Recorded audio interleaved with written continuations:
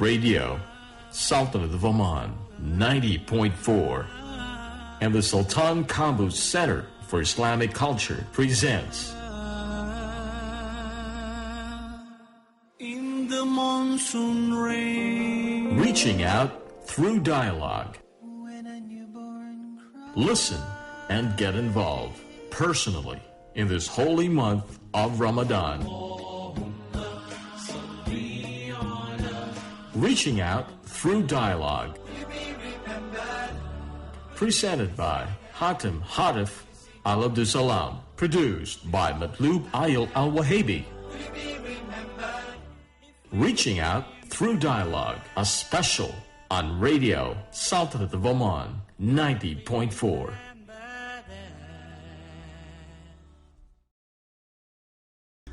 Assalamu alaikum wa rahmatullahi wa barakatuh. Dear listeners, welcome to our program Reaching Out Through Dialogue.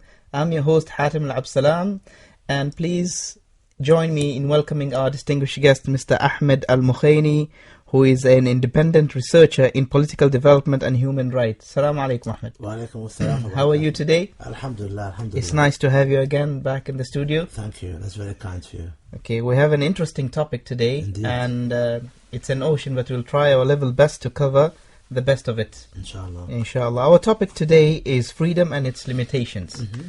Where do we start, Ahmed? Maybe with the definition about what is freedom? Definitions are always very difficult because,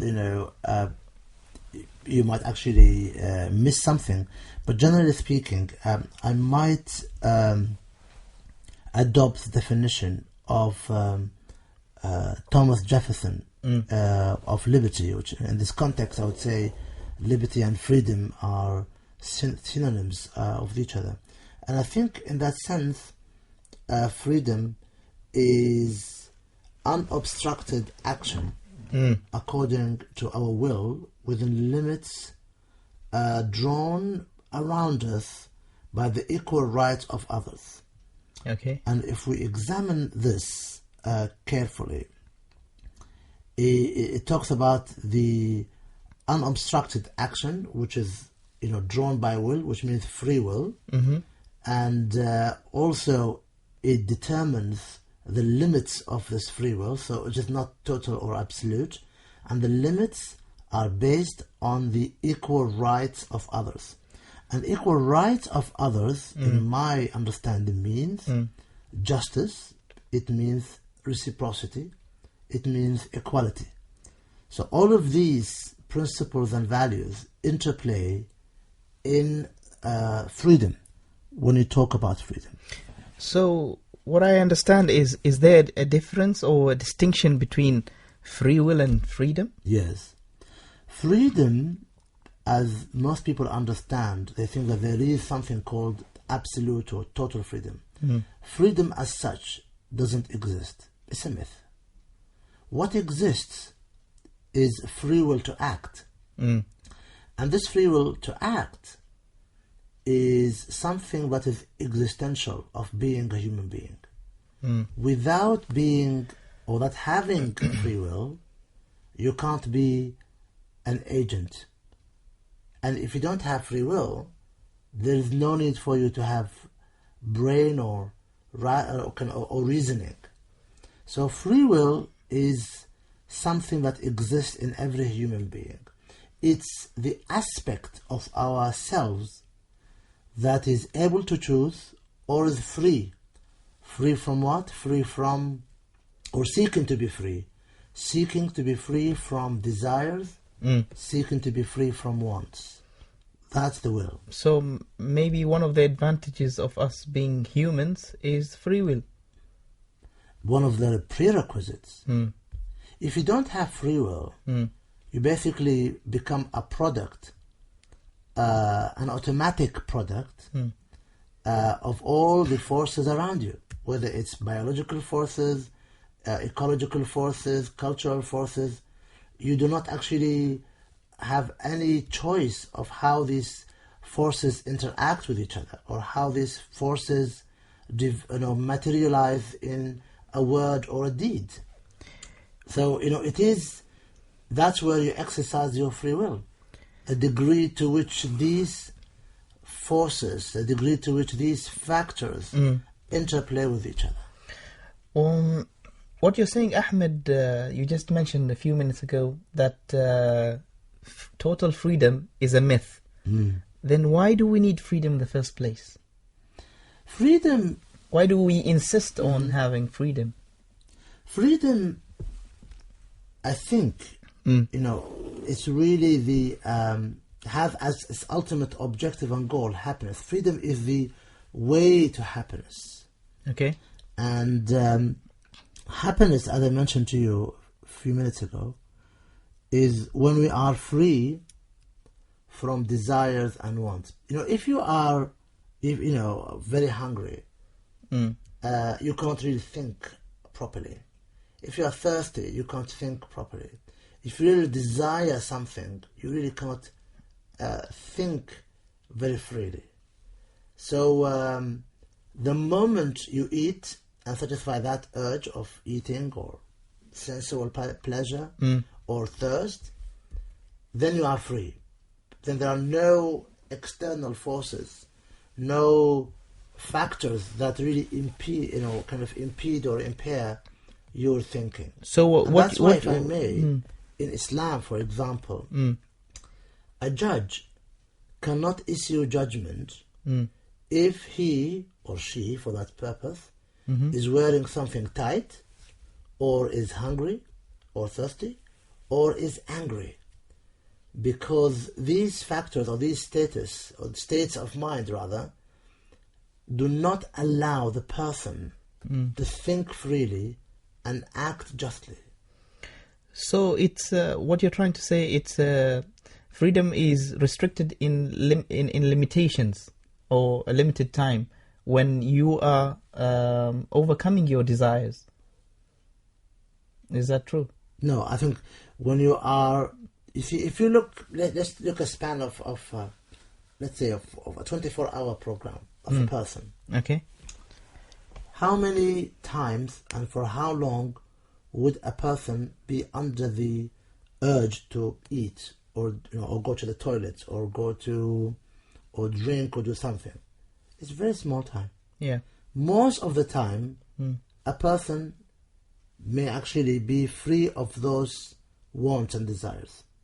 So when he is free from these wants and desires, when he's no longer interested in food, or water, or sex, or gossiping, okay, then that person is free.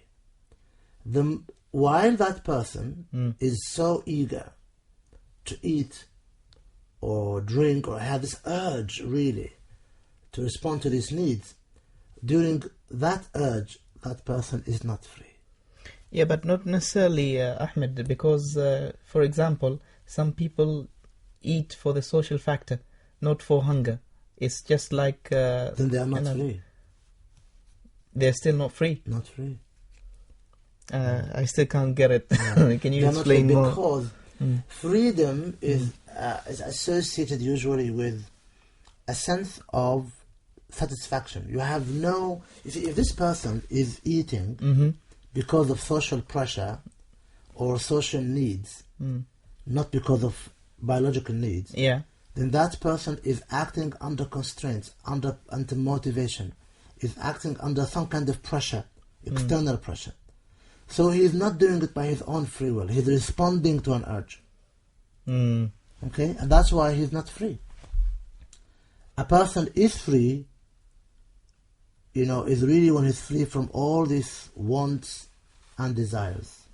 And then he or she would act according to his own reasoning, or her own reasoning, within the boundaries of the equal rights of others.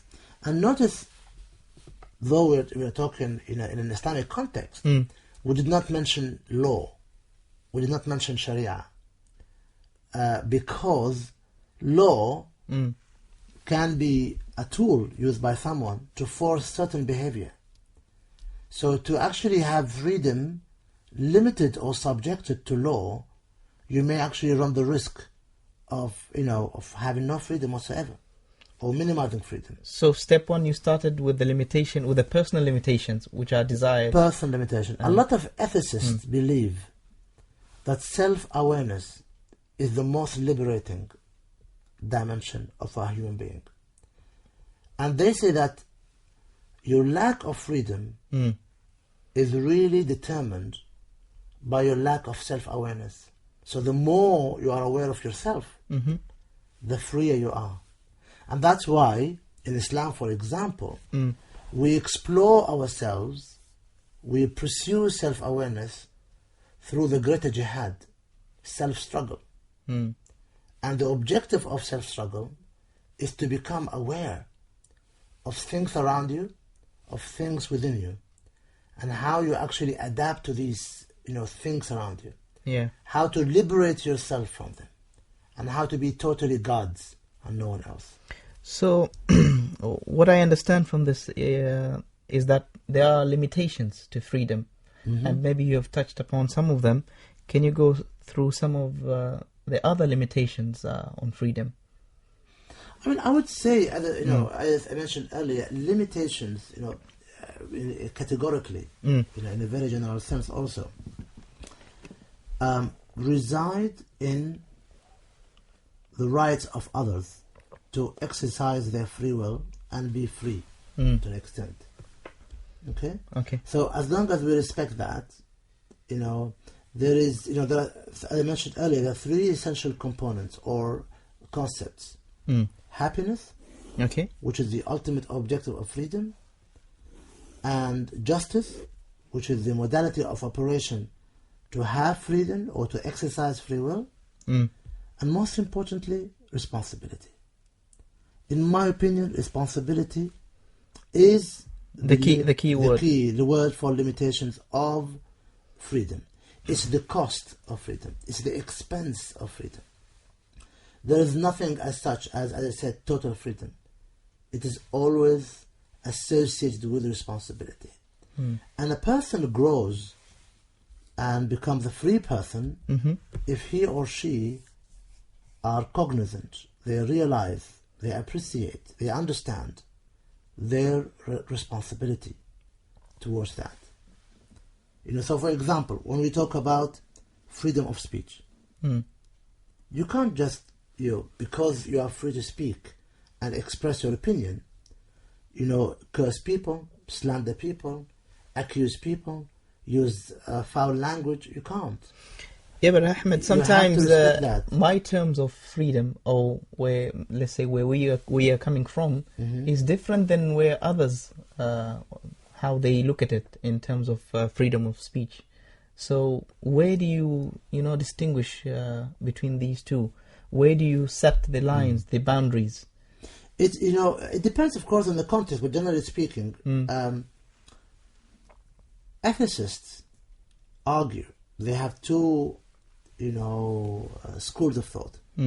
There are a group of them who believe that rights and values are not hierarchical. They all exist in the one. Others believe no, they are hierarchical. And that's what actually I subscribe to that school. And in Islam, I think there's more towards the hierarchical value, the hierarchy of values. And that's why we have in Maqasid al-Sharia, preservation of the soul, the mind, the body, the community, and the wealth. Okay, and some, of course, add the preservation of deen. Religion. Religion. But if you accept the first five, so there is a hierarchy. And that's why, for instance, if you're, generally speaking, if your right to exercise your freedom of speech impinges on my right to have a belief, my right to have something I hold dearly to myself, then you are impinging on my right. So you are going outside the boundary through which you should exercise your free will. And in that sense, you have no right. So your right becomes very much limited by my rights. Okay? But the thing, Ahmed, if you're always worried about the boundaries of others, how to please others, or how to not offend, how not to offend, or how to respect others, you will never have freedom. You will never exercise the freedom. You will. We have a lot of evidence. You see, because freedom does not exist for its own intrinsic value. Mm. Freedom exists because of the objective it leads to. You exercise, you enjoy freedom because it leads you to happiness, it leads you to justice. Okay? Is it necessarily that it will lead you to justice? Not only happiness? Because sometimes you exercise freedom not for the purpose of justice. For example, the certain groups that wish to walk around naked, that's a sort of pleasure, but I don't see any justice in that. In justice is in providing them with the opportunity to exercise that freedom. But if that freedom would impinge on your right to control what you see, and your right or free to be free from desire or to be free from any eyesore, you have to provide them with an avenue where they can exercise their right. And that's why in some European countries they have beaches or they have zones where people can walk naked, but they can't walk naked in the city. Okay? So again, there is always a limitation to your freedom. You will never exercise total freedom. No, total freedom. You cannot. See, because total freedom does not exist in its own right. What exists is free will. Or will. I will not actually touch free will. Let's say what exists is will. Give us a practical example of freedom and free will. What is the main distinction so that our listeners can understand? What do you mean by free will and what do you mean by freedom? When is it considered to be freedom and when is it considered to be free will? If you can liberate yourself from... Sorry, if you can decide the moment you are born and the moment you die, if you can decide which parents you are born to and which culture you are born in, then you are free. That I don't think you can decide. That's what I say. Total freedom is not. But what you have within your parents, you have the will eventually to decide what to pick up from them and what to leave. Within your culture and cultures of others, you have the will to decide what to learn, what to adopt, and what not to adopt. But I don't understand, Ahmed, why did you associate freedom with the things that are out of your hand? The limitations that are out of your hand, like choosing your parents or choosing where you're born or your culture. Because freedom means that there are no external forces that have any impact on your being or your destiny. And if you start from your being, you already come with preconditions. These preconditions render you not completely free.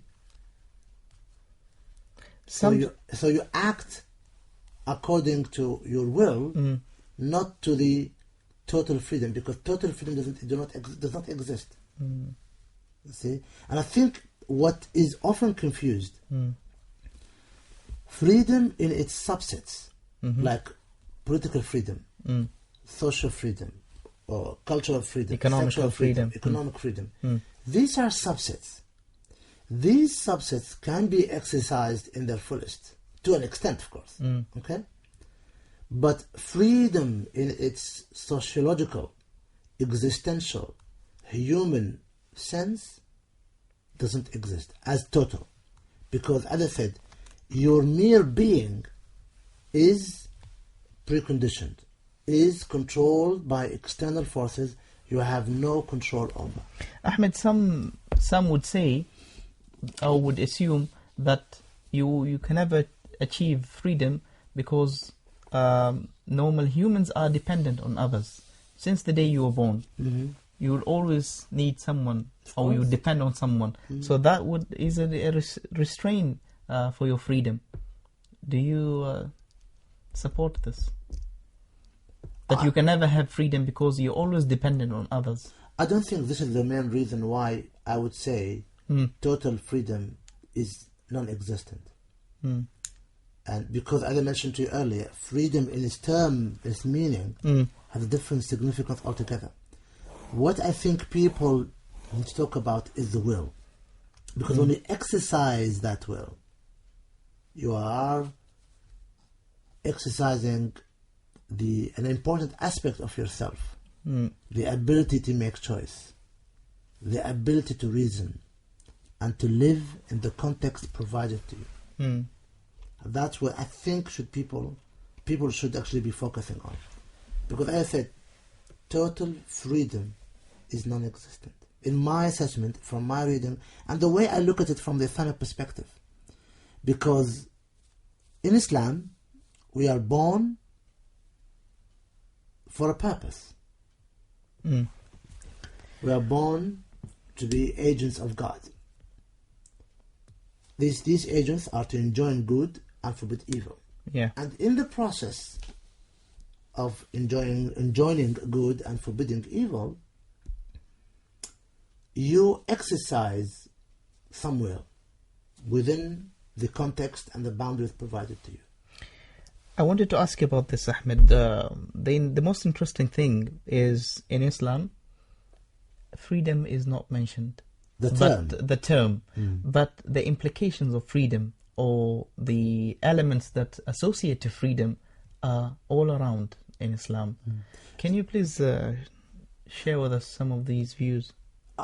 For me, it's a very interesting thing that the Quran, the Holy Quran, which is the repository of Islamic values and principles, does not use the term freedom, but it does extensions of that. Okay. It does use extension of that. It does use manifestation of freedom. For example, no compulsion in religion. And it talks about, it is your choice to choose to go on the course of right or on the course of wrong, good or evil.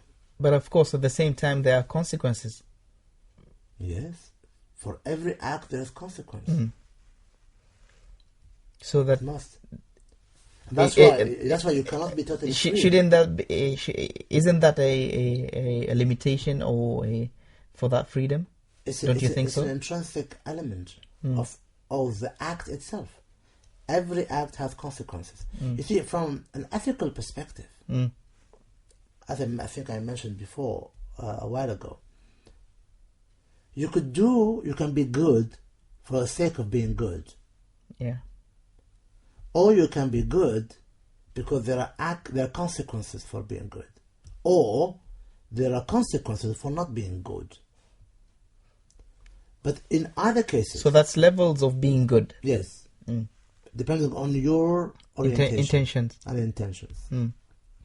So going back to the question, I think going back to history, when people felt that they are free to do anything, or this unlimited freedom principle or premise became so existent in their minds, they went astray. They became tyrants, despots. They claimed divinity. They became egoists. So the Quran, perhaps for a purpose, did not mention that, because in the Islamic thinking, total freedom doesn't exist. So why mention something that doesn't exist? What exists is the will. That is really interesting. I never What thought of it that way. Is the will, mashi'a, irada, niyyah, intention. That exists. That you have some control over. That you can fashion. But it's interesting what the Quran mentions, or the stories given in the Quran, that shows the implications and the consequences of people adopting to freedom and elements of freedom, which is I think we could learn a lot of lessons from these. Yeah, because I feel those elements of freedom are manifestation of will. So your choice to follow good or follow evil, acts of omission or acts of commission, is entirely your choice. Of course, there are subsequent consequences, but whether you want to take the risk to challenge the consequences, it's like, for example, you have young people who have these, adrenaline kind of races, okay, where they really want to hit each other Yeah. And they stop. They know the risk, but they do it because of the joy that comes with it. Yeah. Interesting. So you can make a choice. Ahmed, can we get back to this particular element after the break? Yes, inshallah. Okay. The Prophet Muhammad sallallahu alaihi wasallam passed away in his home in Medina. You are listening to the program Reaching Out Through Dialogue. We will be back for more in just a moment. Welcome back, Ahmed. Thank you. Okay, we were talking about the element of freedom that it's in the Islamic perspective. And I would assume that one of the most interesting stories is the story of Pharaoh. Mm-hmm. The amount of freedom that he had and the consequences that led through this freedom. Can you tell us a bit about that? Well, yeah, I mean, some of our narration suggests that Pharaoh was free from illnesses and sickness for a long time. And he was free. He did not, he did not eat much, or I think at all. He went through some kind of treatment where he did not need to eat. And it came to his mind that he has become God because of the divinity rights usually associated with pharaohs. Yeah. This is some of our narration in our folk tales. But I think if you go to the Quran, what happened with Pharaoh and others, other tyrants before him, even during the time of Prophet Abraham, peace be upon him, Peace be upon is him. that these people felt they can do anything. They can kill people. They can bring people to life again. They can give you hope. They can deprive you of hope.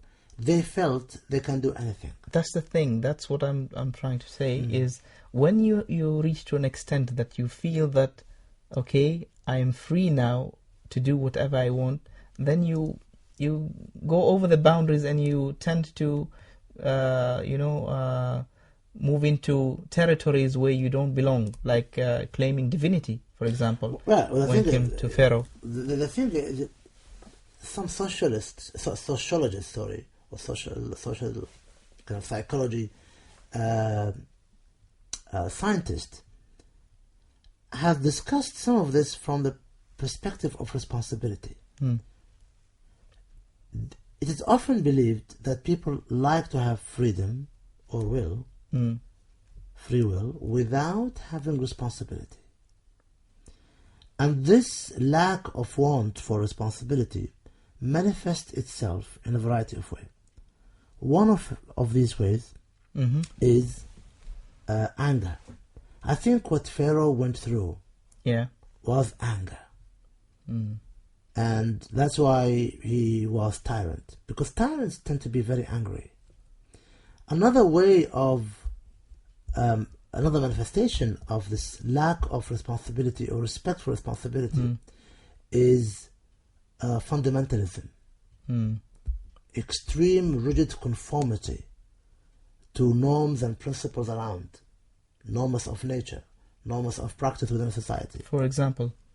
People who are very traditionalist in how they eat, how they sit, because they think this is the only way it can be done, because they don't want to take responsibility, for trying something new. Something like new, for example, in the Quran it says when Allah subhanahu wa ta'ala and the prophets asked these people, why did you worship these idols? They said, well, we found our ancestors worshipping them and they know best, so we worship them. Yeah. They did not use... So it's blind imitation. Blind allegiance to rules and blind imitation. And when they did this, when you are angry, when you do strict rigid conformity, you are really disabling your reason, disabling your will. And by that, you are no longer an agent, or you're no longer a human being. You're basically an autonomous. Just an autonomous. It's an automatic. They call it autonoman. You are an autonoman. You're just doing as a kind of a reaction to all the pulses around you, the impulses rather around you.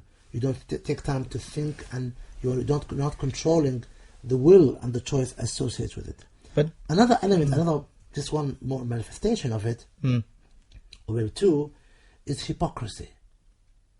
People who present themselves as adhering and conforming to laws and regulations and expectations, but inside themselves they find it very easy, very comfortable to go against all of this. And they have the will inside them to go against it, but they don't have the will inside them to admit they are going against it. this is interesting. See? And that's one form of wanting freedom, but not wanting responsibility. I wanted to add, Ahmed, and I wanted to say that I don't think it's fair when you are constantly demanding freedom while you don't want to take responsibility. Of course. Because nowadays people, demand or freedom and this, but they don't look at the other side of the coin, which is the responsibility element. Maybe lack of awareness, or people should be more educated in terms of that freedom is a nice thing, but at the end there's a responsibility that needs to be bared. To be born yet. I think it's first of all, I think it's a question of confusing terms, confusing meanings and concepts. And secondly, I do think it's more of self-awareness. It will be interesting if you do a survey around the people that you work with, or in your household, or people who around you in the you all surround them, to see how many of these people know who they are. They know how many of these people are aware of what is their reaction to things and why they do things in a particular manner. Yeah. And I think that's why people just say things because it's fashionable. They don't know that it has consequences. People do things because they think they don't understand that there are limits for freedom or will. And when people become so, how do you say, egoists, or yes, I think egoists and Epicurean in their way, they just feel that the world revolves around them. What matters for them is them exercising their rights and their will, not respecting other wills and other rights. But would you say, Ahmed, when people try and do things in a certain manner, just for the sake of being presented in that way, so that people would see that, they are in a certain mood or something, that also is not considered to be freed. You might have chose that way, but at the end of the day, that you are doing it for the sake of pleasing others, or just for the sake of are you happy with it? Are you content with it? I would say it's a temporary happiness. I think in that sense, of course, one, in that sense, people have to review what they do. But you see, I don't want to sound idealist. There is a sense of self-imposed limitation because of our desire of order. Yeah. When mankind grew in number, they realized they cannot really exercise their will to its fullest. And that's why they relinquished, again, at least from the social contract perspective, they relinquished some of that right, the right to exercise their own will, to a higher being. This higher being could be the state, could be a leader, a sheikh, whatever. A tribe, in exchange for safety, in exchange for order, in exchange for something of higher need. So freedom can be exchanged with something else. So Some people have other elements or other needs that they are willing to sacrifice the freedom of doing certain things, the will to do certain things in return of a particular item, as you said, like security, safety, and but then of course eventually these people will be subject for that kind of external forces, those external forces forever, unless there we come to the meaning of freedom. Unless they relieve themselves, they free themselves from these wants. Wants of security, wants of safety, wants of food. As long as they are subject to those wants, and because they are subject to it, they relinquish their rights and their will, they are not free people. They are not liberal. Ahmed, people might assume that living in big cities would restrain your freedom somehow. So, what about people who are living in the wild, like let's say, like in the Amazon? Do they exercise a certain extent of freedom or will? Why do people think that in cities they are less free? Because you have more people, more rules, regulations. You're always whatever you do affects others. But I mean, in the Amazon, there are a few tribes there, and it's just you in the jungle and the animals. So maybe you have... Where will they be happier? Where will they be happier? I'm not so sure, really, Ahmed. When they make that decision, that's where their freedom is. They have to make a decision. Some people like big cities because of its constraints, but also because of the choices it provides. Yeah.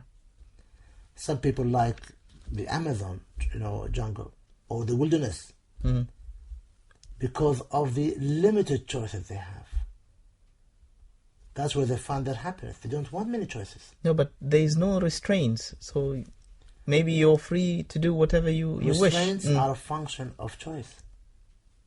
Meaning, if there are choices around, you have to have, conditions in order for you to enjoy that choice. You have to have criteria in order for you to make a decision. For example, going to the theater, going to the cinema, going with friends, going to the park, having a nice meal, all of these are choices. Yeah. But they have their own criteria. Okay? And they have their own limitations. If I decide to go to have a nice meal, I might be limited by the dress code. I might be limited by the need to book in advance. But if I go to a park, let's say a Sahwa park, maybe I don't have limitations of booking in advance. But I have limitations that I cannot do whatever I want. I can't dress whatever I want. Also, because there are families, I can't bring a ball and play football because the law says you cannot actually bring a ball and play football and that. Yeah. So each choice brings its own criteria and its own limitations. Okay. Some people do not like to have these choices because it's too complex for them. Some people like to give them one option, what they call the Polish menu. Yeah. Others like to be given choices. So people have to know what they want and then decide where they want to live, because that's where their happiness resides. And let me say one thing here before I forget. Go ahead, Ahmed. Yeah. That is, Sharia, which is the way in Islam. The Islamic way. It's the way in Islam for jurisprudence. Yeah. Comes to establish justice and to attain happiness, sa'ada. They both go along together? I think so. It's all in the mind of people. You see, in Islam, in addition to adl, we have other concepts. We have fadl, we have afu. Afu before fadl. Which means? Afu is more of amnesty and forgiveness. Okay. And fadl is more of grace. Okay. Okay? Grace in Christianity has a different meaning altogether. And grace in Christianity can only come from God to people. While in Islam, grace is also a human attribute. Okay? And grace in Islam is an act of kindness without justification or end. Without objective. You just do it because it's good. It's act of kindness. ابتداء إحسان بلا علة. This is, I think, the highest level of goodness. Yes. The highest level of human relations. Yeah. So in human relations you have adl, justice. Yeah. You have afu, to go beyond that. Yeah. Because even you can actually forgive, you can forfeit your right. Yeah. Or you go to fadl, which you actually go beyond that and you give an act of kindness and, uncalled for, whatever. Ahmed, there is a misconception that we need to clarify. The misconception is that Islam is a rigid religion and it is against the freedom of people. It is a misconception. And the way of life that Muslims live, it might seem to be very lacking. It lacks freedom. That you're always restricted. This not to do this, to do that, to do this, to do that. So there is a lot of do's and don'ts. What would you say about that? I think we need to distinguish or differentiate between the epistemological principles, the knowledge sources in Islam from those available in other schools of thought. Okay. In Islam, these norms of operation, these modes of operation, these laws, regulations, principles, guidelines, whatever you want to call them, come from the manufacturer. The manufacturer of you, the manufacturer of the whole world. God created us in the Muslim perspective to enjoy life, but also to act as his vicegerent on earth. Okay. And there is an agency contract. And I said agency is the ability to exercise will. And we are given our boundaries. We are given manufacturer's instructions. If you have a washing machine, or if you have a mobile phone, okay, you would need to go to the instruction manual and see how to charge the battery, how to use it how to operate it. I mean, if the manufacturer says to you, if you put your phone in water, it will not work, you will not challenge it. Yeah, definitely. And that's also in Islam, by extension, by analogy rather. If God, as in Islam says, do not do something because it's bad for you, you should not challenge it, but you can. But what if you don't understand the logic behind it? The thing is, some of the things that they don't, people don't understand why these restrictions, why they are. But as it's from a divine source, which is Almighty Allah or God, should they follow blindly, or should they respect this command, or what would you say about this? In this perspective, you can either have a scholarly approach or a believer approach. Okay, they are not mutually exclusive. They can exist together, but it depends on your level, the level of your self-awareness, the level of your spirituality and faith. And in my view, one leads to the other. Yeah. Okay, but you should start with one approach, either a scholarly approach where you want to understand why, the reason behind every single thing in the Quran. And from my experience, everything in the Quran makes sense. What sometimes puzzles people, that maybe we are not ready yet to understand it. The lack of understanding? The lack of or interpretation? The knowledge, the necessary knowledge to understand it. There are certain elements or components that I can see, I believe there's a reason behind it. Yeah. But I cannot see the reason yet. Because maybe my faculties are not developed yet. Maybe the empirical evidence around me isn't available yet to understand it. And that's where faith kicks in. And I believe in it's good, and I do it because I believe it's good for me. Yeah. The thing that I don't understand, Ahmed, is this particular misconception surrounds Islam most of the time. But because of Muslims. The thing is, the limitations that you spoke about are also there in other school of thoughts. No, I think why Islam in particular? Because because of Muslims, if I may say so. You have Muslims who are very rigid. Okay. And and usually bad news travel fast. Okay. And you have Muslims who are hypocrites. Okay. And you have Muslims who are have a sense of apathy. And Muslims who are true to their faith and belief are not well displayed. the moderate Muslims, the thinking Muslims are not widely publicized. They are not widely accessible. Okay? And that's why I think there is this kind of misconception.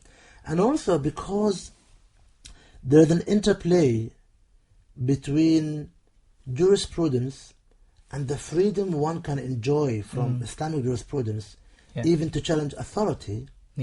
Authorities at times stop the enjoyment of that freedom, freedom of jurisprudence, because they are concerned about challenge to authority.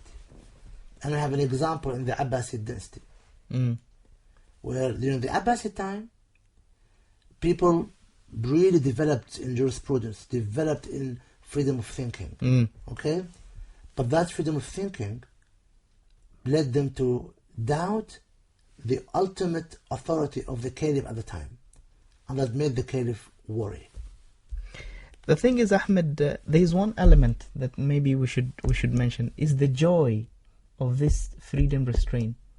Most, the really devoted Muslims do enjoy this limitation of freedom because they know that it's for their own good, as the Creator has given them these limitations. So it's about faith, it's about belief, it's about the comfort, and they're living the fruits of these limitations. Yeah, this is whom I call conformists.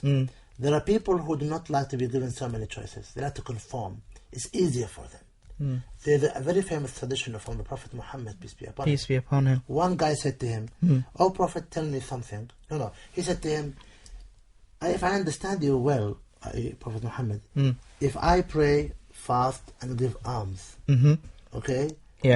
Would I go to heaven? Only if I pray 5 times and give alms and fast, would I go to heaven?" The Prophet Muhammad said to him, "Yes." Then the Sahaba said to him, the companions. The companions said to him, "Are you serious? Did you mean?" He said, the Prophet Muhammad peace be upon him said, "Yes. If he does this fully, he will go through. But he has to be aware of it. He has to do it in full." Okay? And there are people who like just to have one track and follow it. Don't give me choices, they say. They're comfortable in They're that. comfortable. They're comfortable. So Islam provides various tracks to various people because people are different. There are individual differences. And that's why you cannot impose your way on others. And that's why the Prophet Muhammad upon him said, "Istafti qalbak walaw aftawk." Meaning, when you ask, you have to trust the counsel of your heart, of yourself, even if others tell you otherwise. Trust the counsel of your heart. Amazing. There, of course, in terms of, misconceptions about freedom. Many people think that Islam is a very rigid religion. In the sense, Sharia comes in one way. But actually, Islam is a very flexible religion. And Islam, in my understanding, the ultimate manifestation of its flexibility and freedom, that we don't have hierarchy of clergymen. We don't have the same system as they do in the papacy, where you have the Pope and all the clergy beneath him. There isn't. Because at the end of the day, in Islam, you as an individual person, man or woman, male or female, you make a choice. Depending on how much you know yourself, depending on how much you realize your position in relation to God, and your role and responsibility and mission in relation to the mission of this creation. Ahmed Al-Mukhaini, thank you so much for this wonderful conversation, and I hope we covered most of the points. Alhamdulillah. Hope to see you in our next episodes, inshallah. Dear listeners, thank you so much for joining us today in this interesting topic. I hope you benefited and enjoyed it. Please join me to thank Mr. Ahmed Al-Mukhaini, an independent researcher in political development and human rights. Thank you so much, Ahmed. I'm your host, Hatim Al-Absalam. Assalamu alaikum wa rahmatullahi wa barakatuh.